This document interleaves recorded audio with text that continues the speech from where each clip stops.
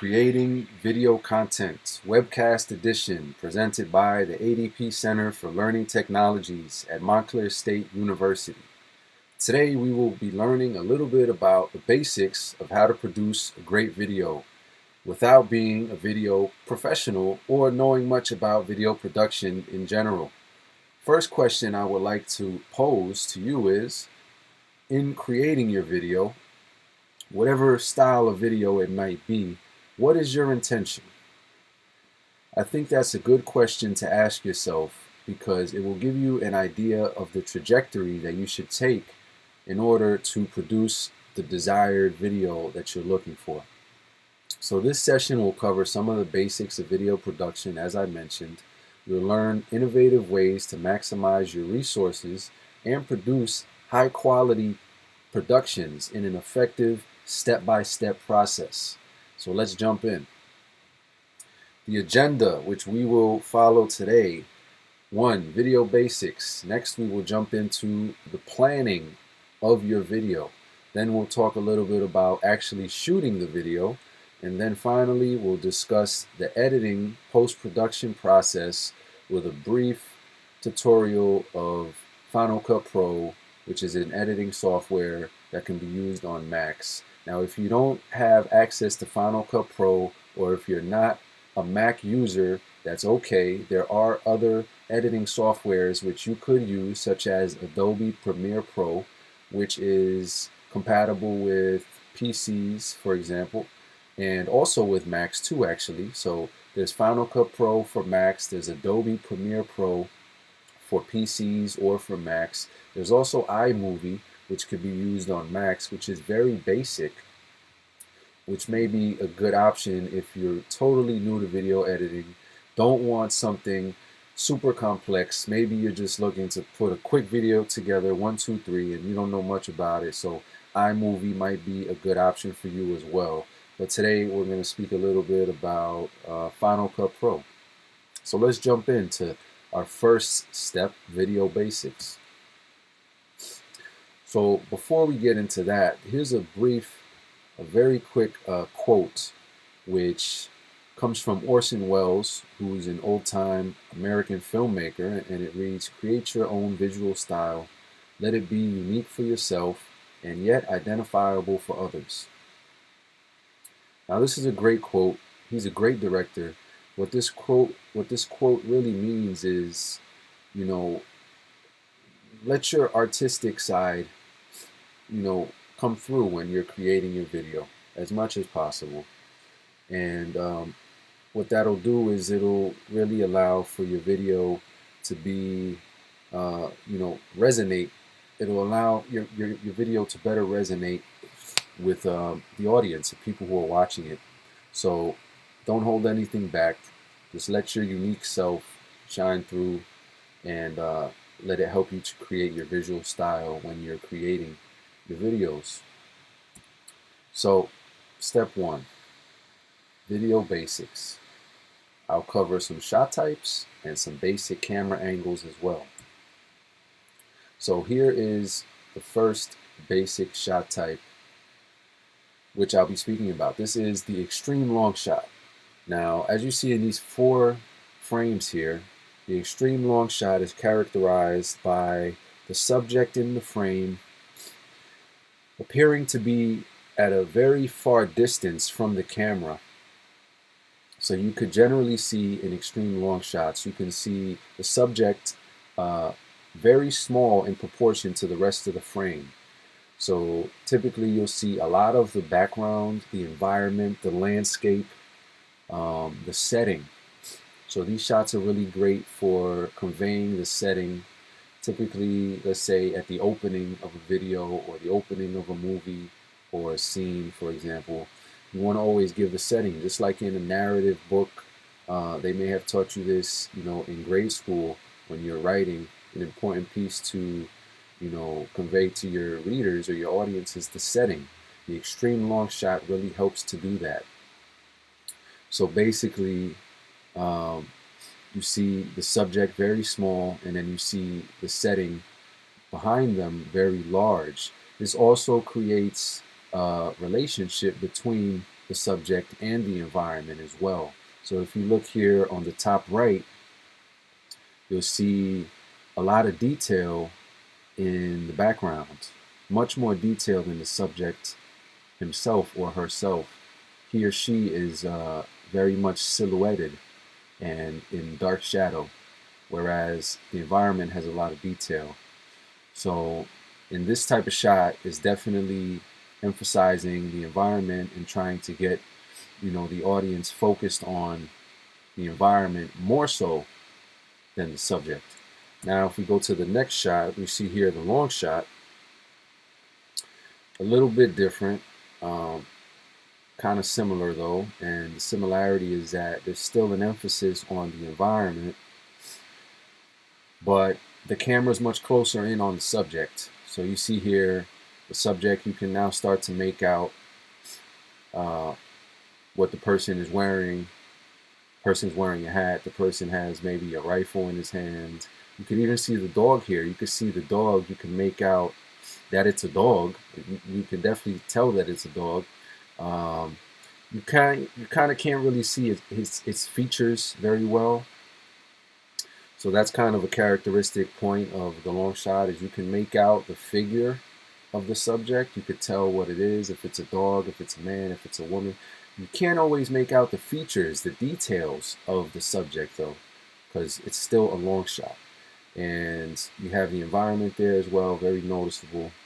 Again, it's creating a relationship between the subject and the environment.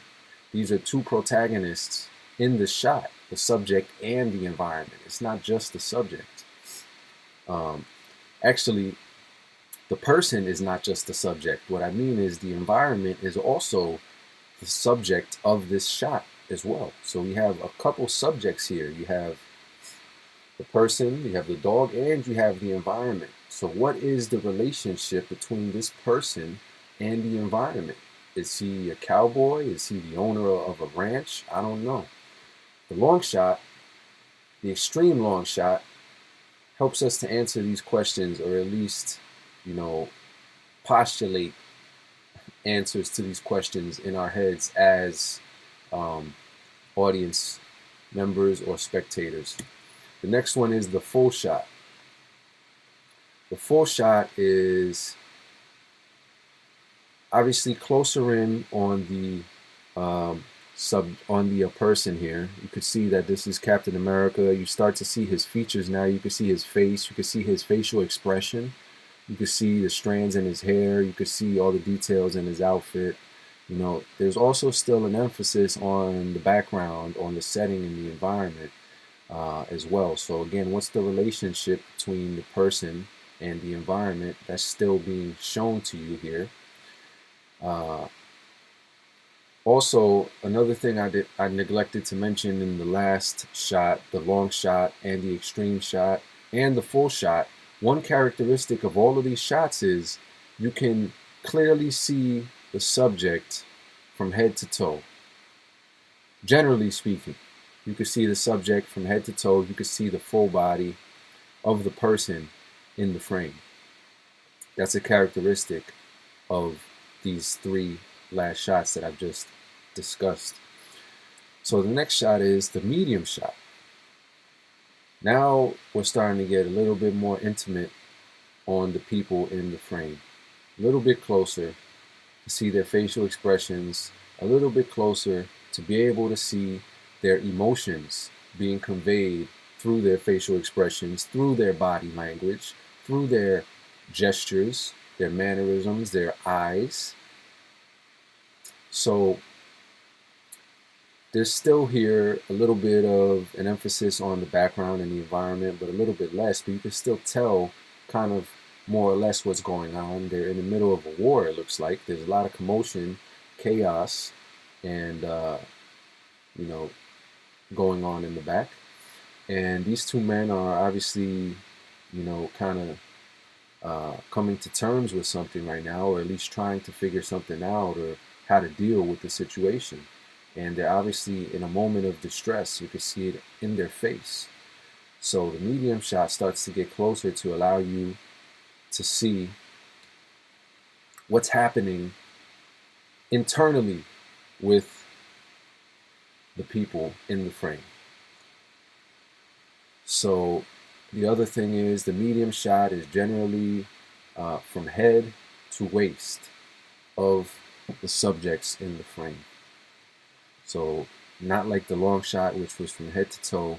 It's now tighter in on the people from waist to the head, at least from waist to head. Next shot is the medium close-up. The medium close-up is a bit tighter. Now you see it's from about the chest to the head. You're also closer in on the face now, so you can see, more clearly the details in the person's face. And obviously there's less emphasis on the background. And in this shot in particular, because the depth of field behind this person here, Uma Thurman in Kill Bill, because the depth of field behind her has been totally reduced, the background is blurred, and all you see is her popping in front of the frame, which is a tactic done by the filmmaker or the director of photography. And basically, in this shot in particular, there's very little emphasis on her background or her setting or her environment. Obviously, if you're watching the movie, you will already have an idea of what's going on around her, but simply from this shot, you can't clearly tell other than her stance with the sword. Maybe she's about to engage in some combat. But again, from chest to the head is the medium close-up. Now the close-up, even closer, as the name states, close up. We're getting close up in the grill of this actress right here, Salma Hayek. Okay, so the close-up is characterized by a shot that is from the neck up to the head. The neck up to the head, and obviously the close-up is really emphasizing the emotions of the person in the frame, of this actress right here. You can see her facial expression very clearly. You can see her eyes, and her eyes are really leading this scene right here, this shot. Her eyes are the main attraction here because her eyes are telling the story of whatever's going on in this scene. Her eyes are telling that story. And what's important to note about that is you need a close-up in order to get her eyes to be the main attraction of this shot. It's the close-up that does that. Can't do that with a long shot or an extreme long shot. So again, very little to no emphasis on the background. Actually, in this shot, what is in this background? I could not tell you. It seems like she's just in a room. It doesn't really matter what's there. What matters is what's going on internally inside of this actress, inside of this character in this film. What's going on internally? What is she experiencing emotionally? That's what's driving the narrative forward in this scene, right? Next, we have the extreme close-up. Extreme close-up is even closer than the close-up. It's extremely close. And what this is characterized by is a shot that's from about the neck or sometimes even the chin to the forehead. That may sound a little strange, but the difference between an extreme close-up and a close-up, generally speaking, is the close-up still has space, a little space over the head. It doesn't cut into the person's face. It doesn't cut into the person's forehead like the extreme close-up does here. Now, an extreme close-up can even be closer than this. You might get as close to only seeing the person's eyes in the frame. Maybe that's how close you want to get. That's an extreme, extreme, extreme close-up. But this is just an extreme close-up, as you can see. So again, little to no emphasis on the background. Everything is being conveyed by the person's emotions, the person's eyes, the person's mouth, facial expression. Obviously here you see the tears coming down. If you've seen this movie, this is Get Out by Jordan Peele. So if you've seen this, you know what's going on here in this scene. If not, I recommend the film. It's definitely a great movie. And anyway, that's the extreme close-up. Now, what's interesting about this shot is I'm going to jump into, I just went over the basic shot types. Now I'm going to go over some basic shot angles that you can get with your camera as well, different angles. So this is an extreme close-up. It's also an eye level shot. An eye level shot. The camera is being held at eye level of the subject. Pretty simple to understand that one, I think. So next one is the low angle shot. The camera is pointing up at the subjects. Now generally this kind of shot is used to denote authority within the subjects, or someone who is, powerful in the narrative. Generally speaking, when the low angle shot is used and pointing up at somebody, it's to emphasize that that person in the frame is a powerful subject and may be feared by people in the narrative, or maybe just someone of authority. The next one is the high angle shot. Now this shot is aiming down at the subject. As you see here, Harry Potter is in a tight squeeze. It looks like he's being chased. He's being pushed up against the rock in a hard place, against the wall. He has to defend himself, is what it looks like. So when the shot is pointing down at your subject, which is called a high angle shot, the camera's elevated and it's looking down at an angle, at a slant. These types of shots are typically used to denote the opposite of the low angle shot, which is that the subject here is in a position of powerlessness or danger, or they're being controlled by someone else, or they are, they have to defend themselves like he is here. So that's the high angle shot. Then you have the bird's eye view shot, which is an interesting shot. It's generally an aerial shot from above your subjects. And, that could be a close-up. It could be an extreme long shot. It could be, any type of basic shot type. But the angle is called the bird's eye view. And it's like a bird that may be flying above you, looking straight down at you. And that's how the camera is here. Now, the Dutch angle shot is when the camera is being held on a tilt. So you see here the steps in the background. They're slanting down to the left. This is because the camera is being held with the same slant or tilt in the person's hands. So it gives a unstable appearance in the shot. Typically these shots are used to denote chaos, instability, uncertainty, or emotional situations in a film or video where, it seems like things are getting crazy, or things are out of control all of a sudden, or things are just very strange. These types of Dutch angle shots are used to get that message across to spectators or to the audience.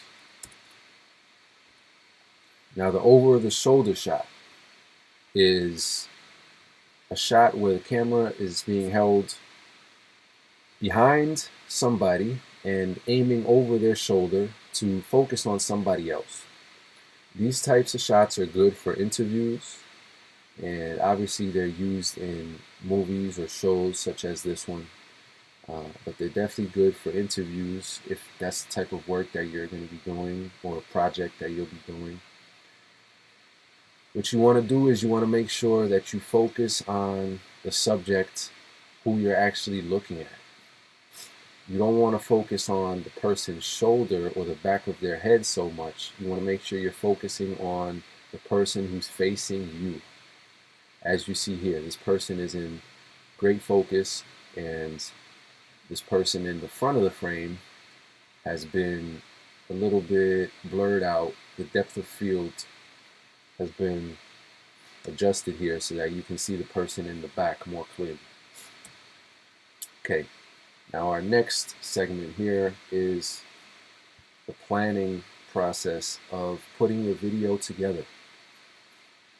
So we have a couple different bullet points here: vision, your storyboard, shot list, location, props, costumes, and the locations that you'll be shooting in, and then your shooting schedule. So at this point, the planning part of your whole process, now you got to put your lights on. This is where your ideas flow and your creativity goes. So this brings us back to my question from before. What is your intention? What is your desired outcome? And who is your audience? You need to know these things.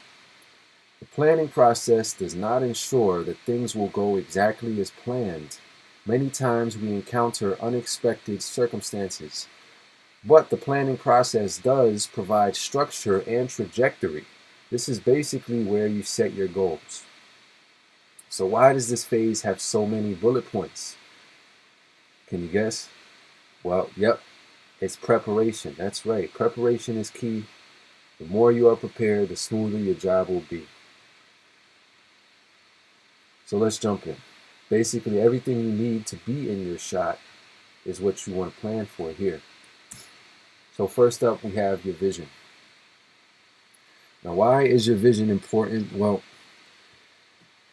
your vision is basically what you see. What do you see when you close your eyes and you use your imagination? How should your video look? How should your video unfold? How should it go? Does your video have a beginning, a middle, and an end? How do you want your video to look? I recommend seeing it with your imagination first. Now let's say you're shooting an interview or an interview style video. In this case, it will be wise to prepare your questions in advance. What will you ask? This is actually part of your vision. You are visualizing or imagining what you want to happen in your video. Next up, your storyboard. Your storyboard is basically your timeline or your roadmap for your video. It's a graphic organizer consisting of images in sequential order, as you see here on the left. Images in sequential order, basically like shot 1, shot 2, shot 3, shot 4, 5, 6, 7, 8, and so on. Why is this important? Well, your storyboard will include details like the subject in the frame, the location that you'll be shooting at, the shot type. Is it a close-up? Is it a medium shot? Is it an extreme long shot? Maybe the camera angle as well. Also, camera movement. Will you be holding the camera steady? Will it be static? Or will you be moving the camera? Will it be panning from left to right? Will it be zooming in or zooming out? Will it be panning from low to high? These are all things to think about in advance of how you want your shot to look. And when you actually go to shoot these shots, you already know what you have to get. It's preparation which makes the magic happen. So basically, your storyboard is a point of reference to compare ideas with collaborators as well. Because if you're working on a project with someone else, you put it down on paper like this, you flesh it out, and now someone else can take a look at it. They can provide ideas and feedback. They can give you their thoughts on it as well. They can make additions to it, stuff like that. Now, if you're not an artist, if you don't particularly enjoy drawing up storyboards like this, they have digital apps you can use or websites such as storyboardthat.com to create your own storyboard. Next we have shot list. Your shot list is basically a written version of your storyboard. As you see here, you create a chart, you keep track of your shots while filming. So when you shoot shot 1 or shot 2 or shot 3, you shoot the shot and you check it off. Boom, done. Boom, done. Boom, done. You got all these shots done. Now you know what you have to do, what hasn't been done yet. You know maybe what you couldn't do today for some reason or whatever. Something that might have happened. The location was not put together the right way. It was raining today. You couldn't get this shot. So maybe you jump to this one and you got to come back to this one and get this one later at another time. This is basically a record of you to be, this is a record for you to be able to keep track of your filming and, keep moving forward at a good pace. So next we have props, costumes, and locations. So any specific props or objects you want incorporated into your video, you want to think of these things in advance. So you prepared and you know what you have to get, who you have to get it from, what the people should be wearing, what kind of props should be in the shot, where they should be, locations. For example, is your character going to be in, a school cafeteria, for example, in a shot? Maybe you're shooting a scene and it's, like a narrative where the student is, eating lunch in between classes. How are you going to get this shot in a school cafeteria? Do you know if you have permission to go to your own school cafeteria and get the shot? Maybe you're not allowed to do that. Maybe you have to think of something else. You have to think of these things in advance. Where are you going to shoot the shots at? Maybe it's in, someone's bedroom. Are you going to shoot a shot in your own bedroom? Or do you have another bedroom you're going to use? Where are you going to go? What location? Maybe you need a shot inside of a convenience store. What convenience store are you going to go to? Do you need to get permission from the owners of the store to shoot inside their store? These are things that have to happen in advance, and you make these preparations and you get them set up and then you execute, right? How should the subjects in your shot be dressed?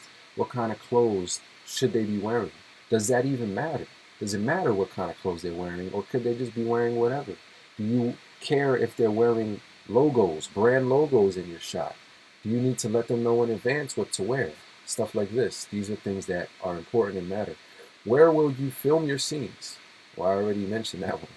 But how can you align your storyboard locations with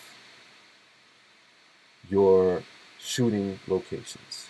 Basically, that's what I mentioned. So how can you align those locations you have in your storyboard with a real life location that you actually need to shoot in? Next, we have the shooting schedule. Shooting schedule is another important piece to add because this will give you everything you need to know written down on paper. And if you have a production team, this is an important piece of that. If you have cast members, this is an important piece. You want to share this with everybody. You map everything out. Where are you going to shoot scene 1? What props are in scene 1? Who are the actors? When are you going to shoot it? This is an overview of your shooting times and shooting days. Next, we have the shooting part of our video content creation process. This includes lighting, sound, and mise en scène. So here we have, to start off, lighting. I think lighting is one of the most important parts of producing a great video. And this is because the better your lighting is, the better your shot will be. And this doesn't mean that you should have too much lighting, because then you will end up with an overexposed shot. But you want to make sure that lighting is definitely considered when you're shooting a video, and that you set up good lighting. And sometimes that just means opening the shades inside a room and having the subject face the window and you shoot them facing them as if you were the window. Obviously not blocking the window, but you're facing them from the same side that the window is at. So basically, you're using natural light. And this is if you don't have access to professional lights or expensive lights. You don't always need that. But you want to make sure that you use lighting to your benefit. So it's arguably the most important aspect. It creates a mood, atmosphere, and sense of meaning for your audience. It communicates what they should be feeling. Is it dim lighting and shadowy? Maybe that creates an ambiance of, mystery or, horror or danger. Is it bright and beautiful and shining? Maybe that creates an atmosphere of, happiness and jovial characters in the scene. And, how are you using the light? Basically is the question. Different shades for different effects, like I just mentioned. Different shades for different effects. For example, if you use warm lighting tends to communicate a sense of warmth, as I just, as it is in the name. Warm lighting communicates warmth to the audience. It makes them feel like whatever's happening in the scene is, warm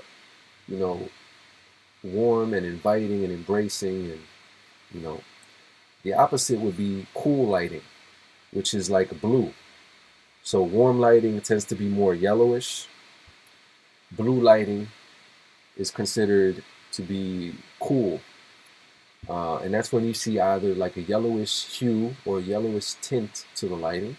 Then you have a bluish hue or a bluish tint to the lighting, and the middle between those two would be just, white lighting, and that's considered neutral. But the blue lighting is cool or cold, and that communicates to the audience a cold feeling. It's not warm, right? So you don't need expensive lights. Natural light is your friend. The golden hour. The golden hour, which some of you may know if you use Instagram and stuff and you take your selfies during the golden hour. But basically the golden hour is when the sun makes everything look beautiful, right? And that's typically understood to be like at the time of sunset, more or less, or sunrise, more or less. And the golden hour is when the sun is really shining bright.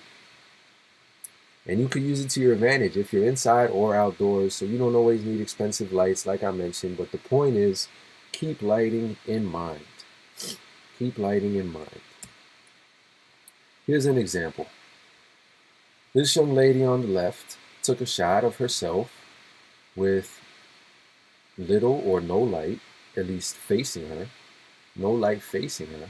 And then on the right, you see her clearly that she has light illuminating the front side of her. So I'll ask you this question: which is a better shot? Which one is more appealing to your eye? Which one shows more detail in her face?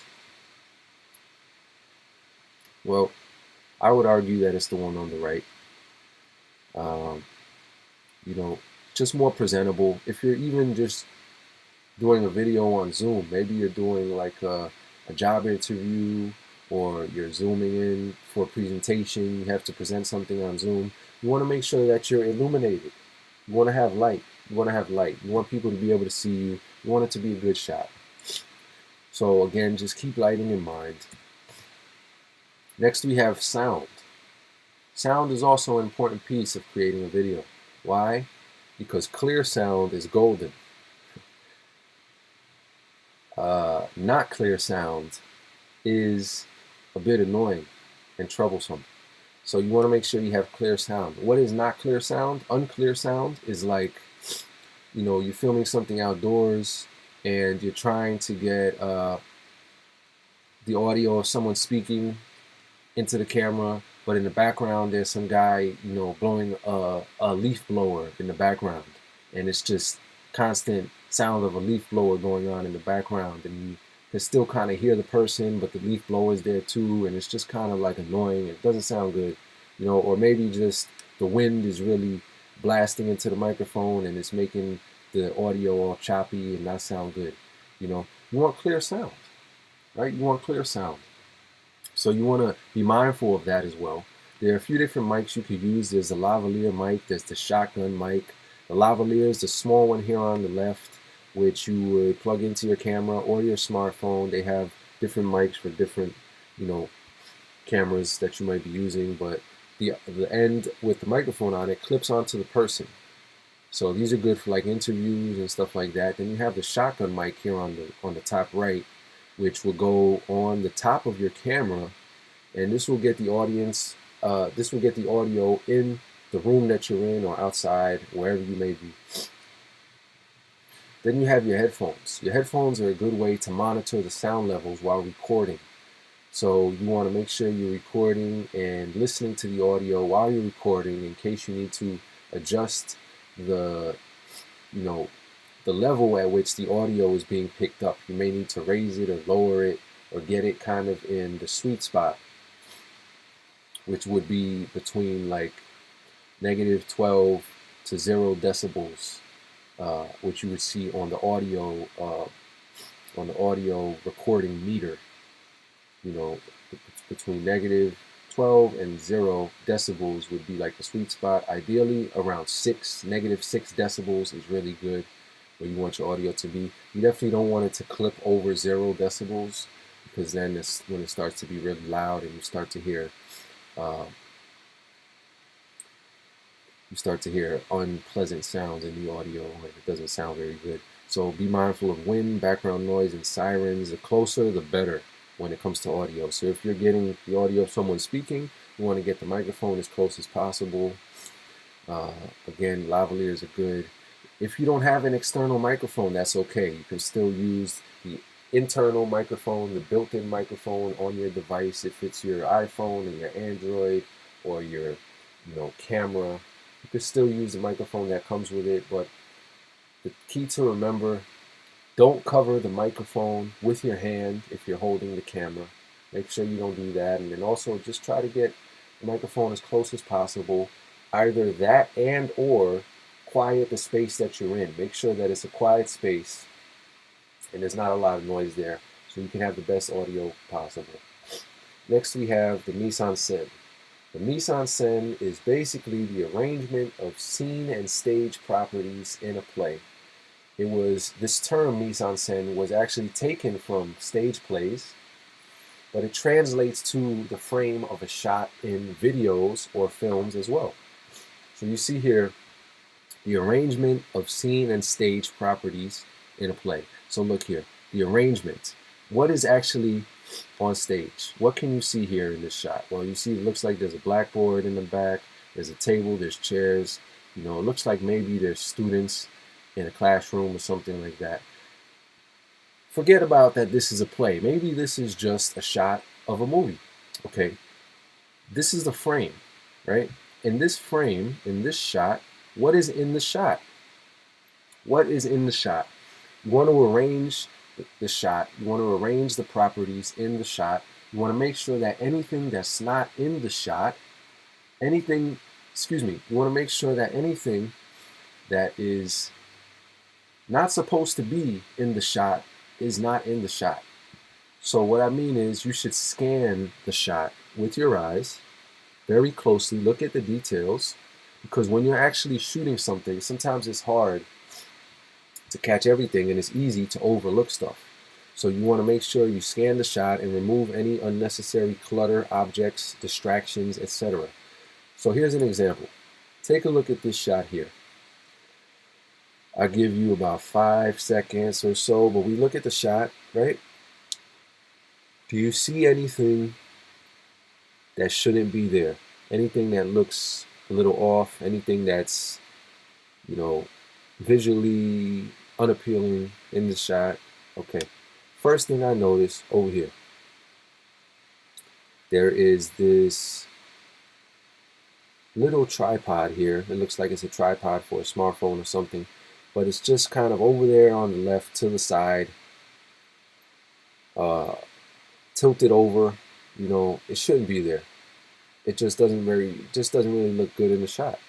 The other thing I would say is here on the left. Now this might be even more hard to hard to see if you're not really paying attention. And if you're shooting something and you have a camera with a small viewfinder or a small screen for you to look at, this being such small proportion to the rest of the frame might be very hard for you to spot in the moment unless you have a big screen monitor that is, you know, showing you what you're capturing. But you don't want this in the shot either. This is one of the legs of a tripod. You definitely wouldn't want that to be in the shot. So my point is the mise en scène. You want to arrange the interior of your shot to make sure that everything that's there looks good. Everything that's not supposed to be in the shot is not in the shot. You want to make it look aesthetically appealing as possible, right? That's the mise en scène. Now lastly, we have the editing process, which I'll jump into, and we will talk a little bit about importing and assembling your video clips, adjusting the clips, then optimizing your sound, doing a little bit of color correction and color grading, and then finally formatting and exporting your video. So what I'm going to do now is I'm just going to break out of this full screen and I'm going to show you a little bit of Final Cut Pro, and I'm going to come right here down to Final Cut Pro, which looks like this on the Mac, right? Now if you have iMovie on a Mac, you could also use iMovie. Now again, if you are a PC user, you can use Adobe Premiere Pro. And also, here's the other thing. If you're interested in video editing and you want to get a hands-on tutorial, stop by the ADP Center for Learning Technologies. We are located on the first floor of University Hall in Suite 1120. And you can ask us about our upcoming drop-in basics of video production editing hours, which we offer maybe a couple times a semester. But definitely give us a call, email us, or reach out to us on Instagram at ADP Center, or just visit us in person and give us a shout and ask us about our editing, video editing, workshops or drop-in hours, tutorials, stuff like that. And we have options for Mac users. We have training sessions for PC users as well. So definitely stop by and give us a shout. We would love to show you the basics of video editing in person. So here we have Final Cut Pro. I just opened Final Cut Pro and I'm going to show you a real basic tutorial of how to get started. So you're going to open Final Cut Pro, you come to New, you want to create a library, and we're going to go here, Test 1. Okay, save it to desktop. Okay, save. Now this library here, this is my Final Cut Pro project file right there. Okay, once you create a library, you're going to come to create a new project. Okay, Test 1, new project. Okay, now I have my new project created. After I created the project, I want to populate the project with some content, right? So here is the timeline, which you see on the bottom. This is called a timeline. Now you could zoom in or zoom out on the timeline.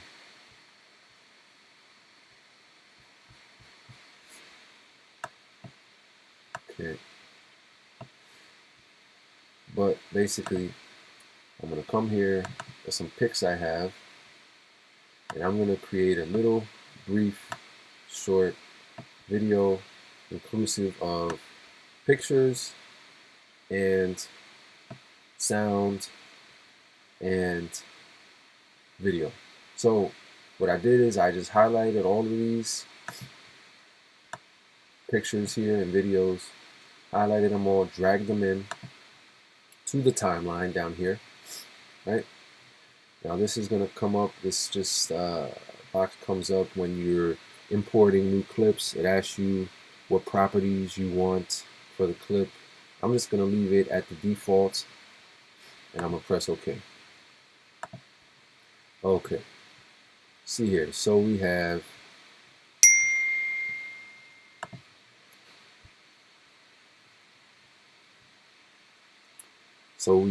the clips down here in the timeline. We also have the clips up here as well. This is kind of just like an overview of all the clips you have in there, right? So here I can start the timeline here, bring my cursor at the beginning. I could press space bar to play, or I could press it over here, play and pause. Now because it's a photo, it's not moving. But I could make it move if I want. And here's how I do that. Click on the clip, and I come up here to one of these tool sections.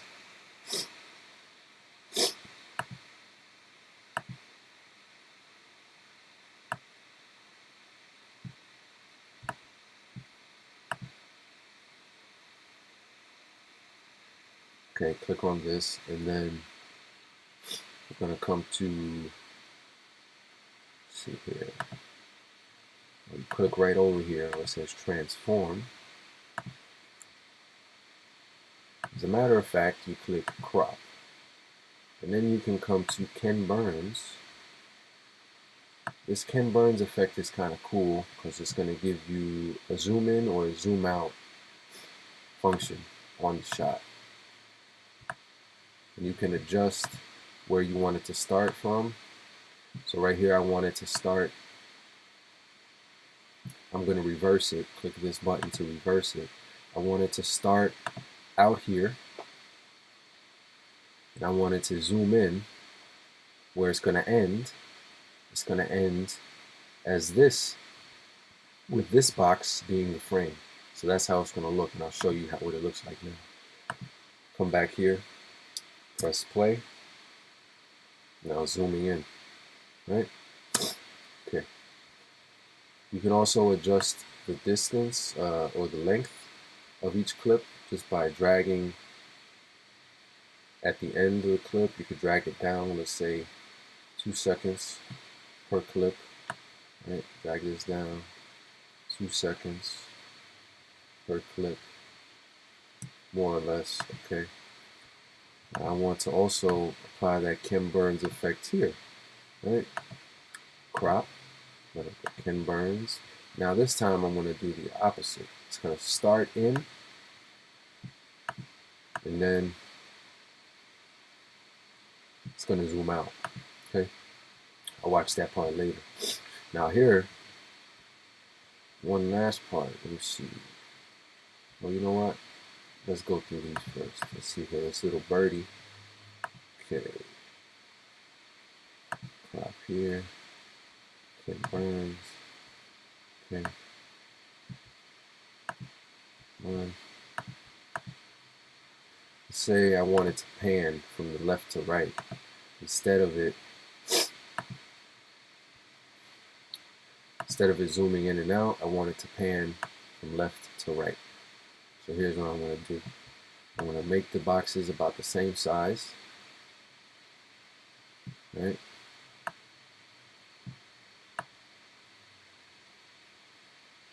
Okay.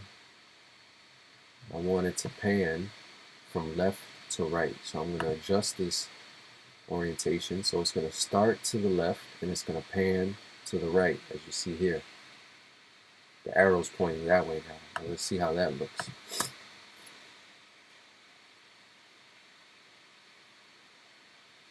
Okay. We have this one here. Click on that. We're going to click here. Ken Burns. Okay. There's that one. One more. Okay. Okay. This one I want to do really, really, really close. See that elephant's face right there. Okay, see all those details. Okay, all right.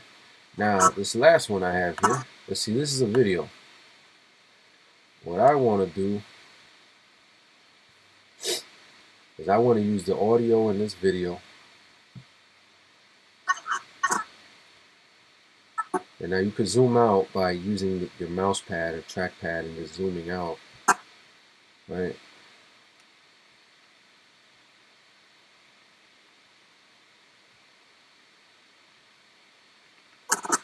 I want to use this.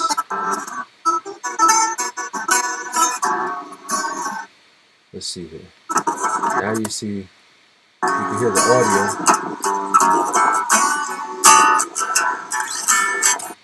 So you can hear the audio there, right?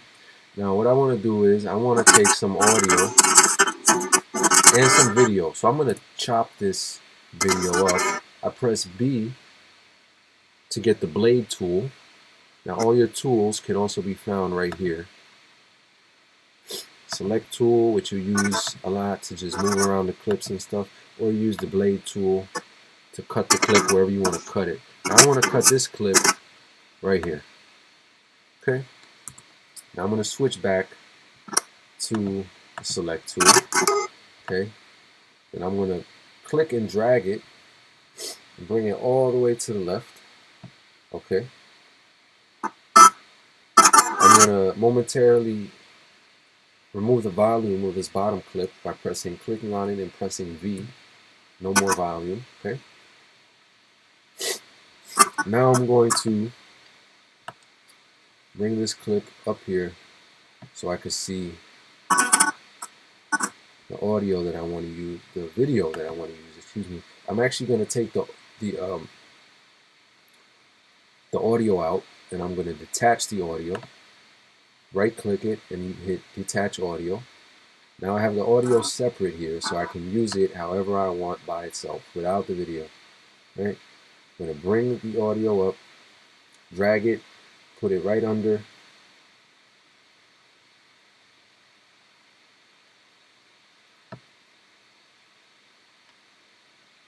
Okay. I'm going to drag this one down.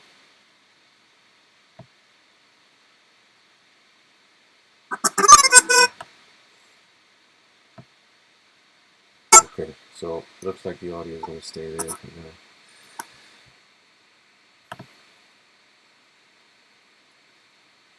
Basically, what I'm trying to do is I want to use this audio of him playing the guitar. Now I'm going to adjust the audio a little bit to optimize the sound. So I'm going to click here, zoom in a little bit. I'm going to click here on this audio bar. Let's see here. It was at 0. That's where the audio always starts, at 0. I'm going to bring it down a little bit to -7, just because I don't want the audio to be popping up over this line right here. Because when it's over this line, as you saw before, see here, that means the audio is peaking over the 0 decibel threshold. I want it to be lower than that because I don't want it to peak. I don't want it to peak. I'm also going to click this little button here and drag it just to give a little bit of a, and I'll zoom in so you can see, I'll give a little bit of a fade in to the audio. So it's going to fade in a little bit. Right? Zoom out again. And I'm going to intercut a little bit of the video of these photos with shots of him playing the guitar. So let's see how that looks. Okay. Chopping this up a little bit. Close this one. Get rid of that one. You just click on it and press delete. Right. Okay. Let's put this one over here. Again, this is kind of just being creative, using your own judgment of how you want things to look, being a little bit artistic. That's all it is. You know, there's no right or wrong way, really. Do whatever you think sounds, looks, feels good. And that's the great thing about being an artist, right? So, click on this, bring this one over here, drag it over, see how that looks. Okay, I'm gonna get rid of this one now. Click on that, delete. Just gonna click on this, delete, just to get this one out the way. Okay. Zoom out a little bit is what I'm gonna do. I'm also gonna add a few transitions here. I'm gonna click on this end right here. So you see how this end has been illuminated by itself. See, like that? Then I'm gonna click Command T to add a basic transition. And this is a cross dissolve transition. Hit play.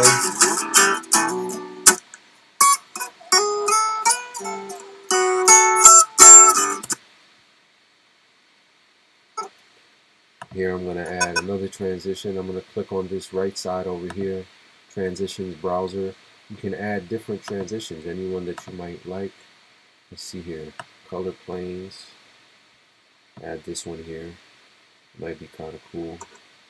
You could hit this one. Flashback. Let's see. Flashback that looks a little bit like water. Let's add that here. Right. Lastly, we have our elephant over here. The elephant is going to come with an earthquake because they stampeding elephant. Okay, so let's just drag this audio over a little more to extend it. I'm going to hit a little bit of a fade out. And I'm going to close this with a fade to black transition. Fade to color. And you click on the transition. Come over here to this little button over here, right? Color, fade to black. It's already black, so we're good to go. I'm gonna close this. I'm gonna close this. I'm gonna zoom out a little bit. Okay. Now we see the whole project. Just a little bit less than 30 seconds. It's about 26 seconds, right? I'm gonna click here. Press spacebar to play.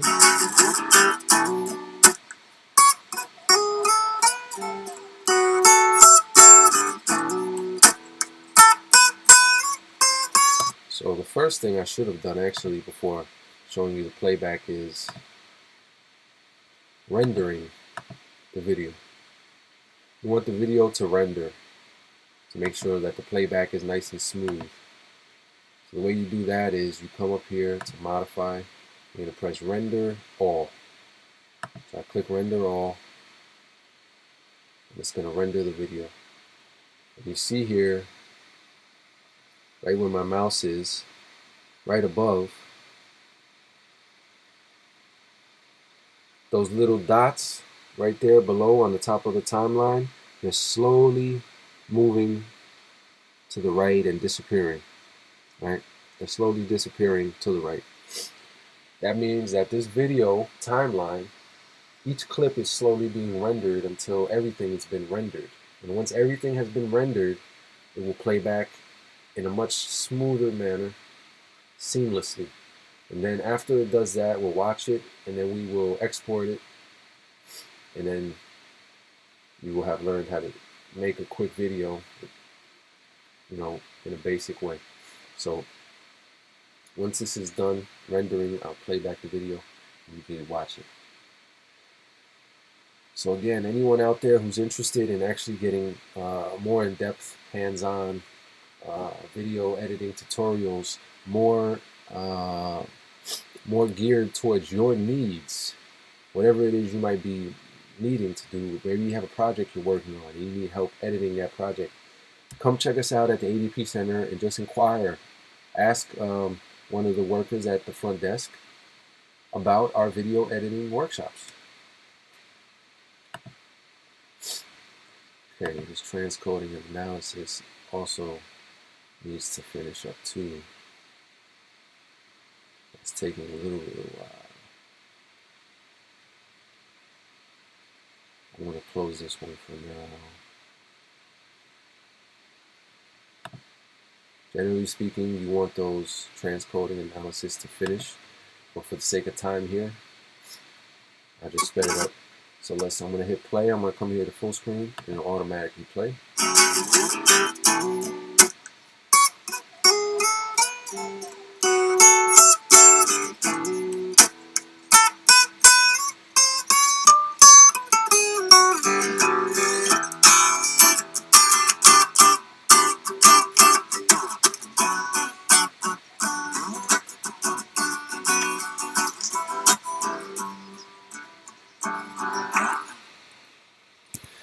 So that was our quick tutorial of video editing. Last step you want to do is come up here to the top. You're going to hit File, Share, and you want to export your video. So you can come to Master File. It tells you a little bit of information, how much capacity, storage capacity your video is going to take up. Tells you your frame rate and what you want to name the video. I'm going to leave it as test 1. That's really all about you need to change, if anything, but I'm going to just hit next. And then it's going to ask you where you want to save it. I'm going to save it also in the desktop. You hit save and it's going to start exporting. And it'll show you here the status of that exporting. And it's pretty fast, this one, because it's a short video with just a few photos, not a lot of file capacity in there. It automatically shows up, pops up, and here it is, test 1 movie. Now you have your movie as a file.